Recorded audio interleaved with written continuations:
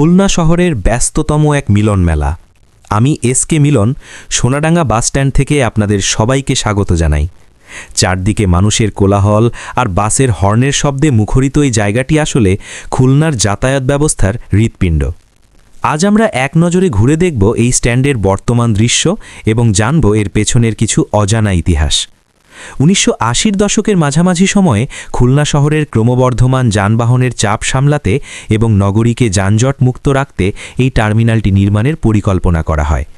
তৎকালীন সরকার এবং খুলনা উন্নয়ন কর্তৃপক্ষ অর্থাৎ কেডিএর প্রচেষ্টায় ১৯৮৬ সালের দিকে এটি যাত্রা শুরু করে।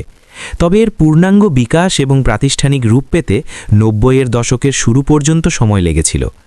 আজ যে সোনাডাঙ্গা বাসস্ট্যান্ড আমরা দেখছি তা মূলত দক্ষিণবঙ্গ ও উত্তরবঙ্গের সাথে খুলনার সেতুবন্ধন হিসেবে কাজ করে আসছে। স্ট্যান্ডের ডান দিকে তাকাতেই চোখে পড়ে বেশ কিছু পরিবর্তন। সেখানে নতুন নতুন প্ল্যাটফর্ম তৈরি করা হয়েছে, যা যাত্রীদের অপেক্ষার সময়টাকে আগের চেয়ে অনেক বেশি আরামদায়ক করে তুলছে। প্ল্যাটফর্মের ছাদ আর বসার জায়গাগুলোতে আধুনিকতার ছোঁয়া বেশ স্পষ্ট। স্ট্যান্ডের ভেতরের দিকে তাকালে দেখা যায় অসংখ্য গাড়ি একেবারে এলোমেলোভাবে রাখা আছে।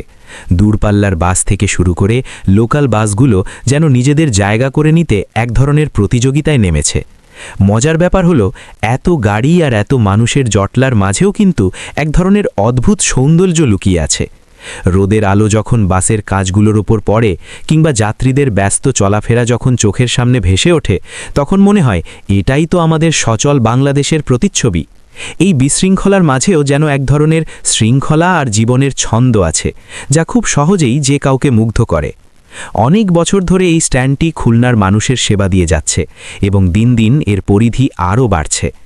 আধুনিক সুযোগ সুবিধা আর নতুন স্থাপত্যের ছোঁয়ায় সোনাডাঙ্গা বাসস্ট্যান্ড এখন আগের চেয়ে অনেক বেশি প্রাণবন্ত। বাসগুলো হয়তো অগোছালোভাবে দাঁড়িয়ে আছে, কিন্তু এই ব্যস্ততাই বলে দেয় আমরা কতটা গতিশীল। খুলনার প্রবেশদ্বার হিসেবে পরিচিত এই ঐতিহাসিক স্থানটি প্রতিদিন হাজার হাজার মানুষের গল্প আর গন্তব্য এক সুতোয় বেঁধে দিচ্ছে। এই ছিল আমাদের আজকের ছোট্ট ভ্রমণ। ব্যস্ত এই শহরের বুকে সোনাডাঙ্গা বাসস্ট্যান্ড যেন এক অন্যরকম ভালো লাগার নাম। ধন্যবাদ সকলকে। যারা আমার চ্যানেলে নতুন, ফেসবুকে হলে ফলো দিবেন আর ইউটিউবে হলে সাবস্ক্রাইব করবেন।